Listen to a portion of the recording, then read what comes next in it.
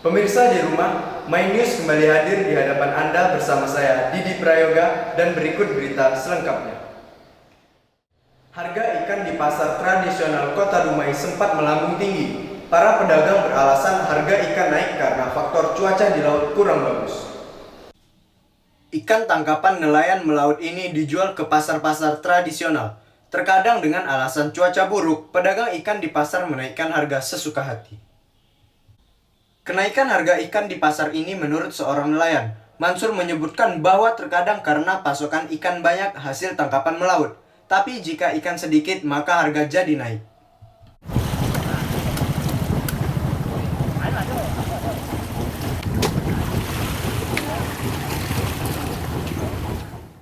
Alasan cuaca buruk tidak sepenuhnya menjadi penyebab harga ikan naik di pasaran, karena sering juga ikan hasil tangkapan nelayan terbuang atau tidak laku. Untuk saat ini, harga ikan di nelayan masih stabil, hanya saja cuma kurangnya hasil tangkapan nelayan saat melaut. Stabil lah sekarang udah stabil sekarang, stabil. Cuma ikan yang kurang di laut, penghasilan tangkapan kurang. Mengenai harga ikan naik di pasar itu bagaimana tuh, Bang? Nah, kami kalau di pasar itu naik susah untuk turun.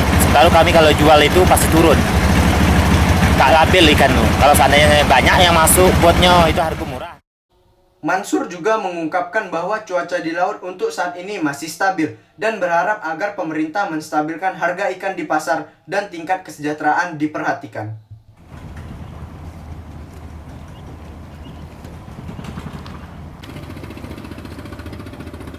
Deka Mayatama TV memberitakan.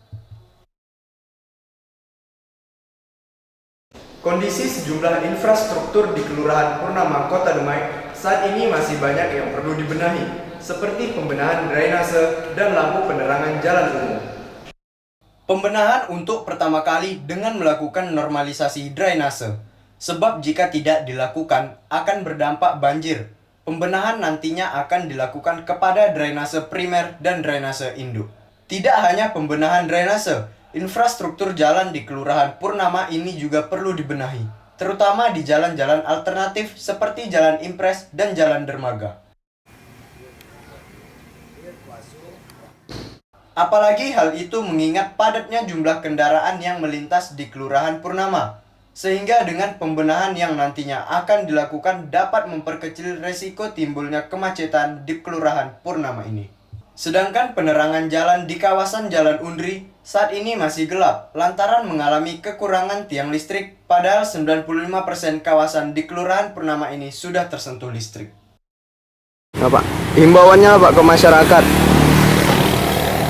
Pertama, saya mengharapkan pada masyarakat jaga lingkungan, terutama keamanan, kebersihan, ketertiban.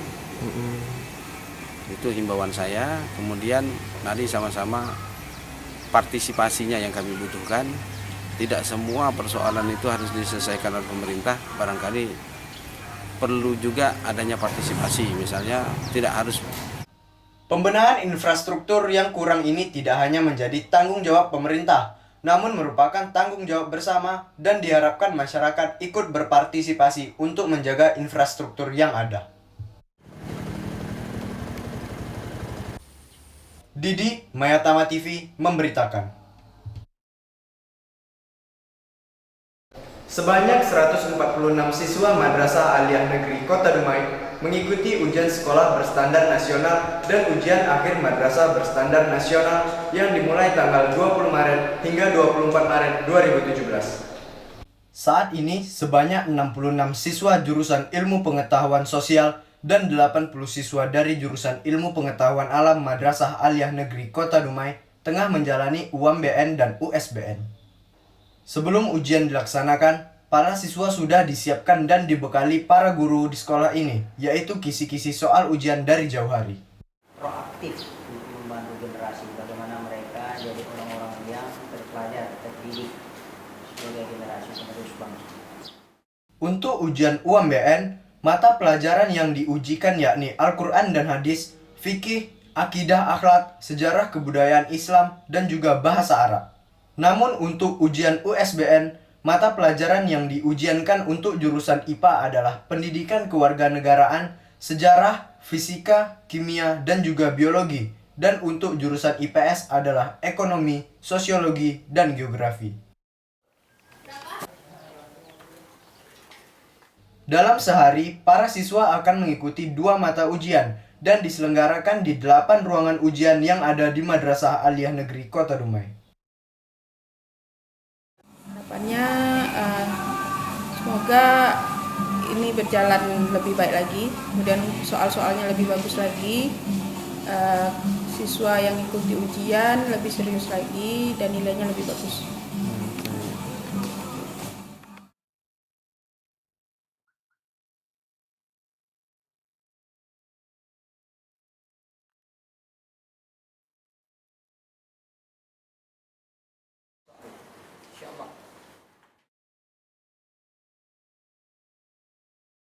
Setelah UMBN dan USBN ini selesai, para siswa selanjutnya akan menghadapi ujian nasional berbasis komputer dilaksanakan tanggal 10 hingga 14 April mendatang.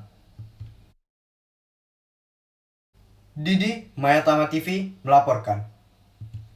Berita tadi mengakhiri perjumpaan kita kali ini. Saksikan terus Main News setiap hari hanya di Mayatama TV. Seluruh kru yang bertugas pamit undur diri. Terima kasih dan sampai jumpa.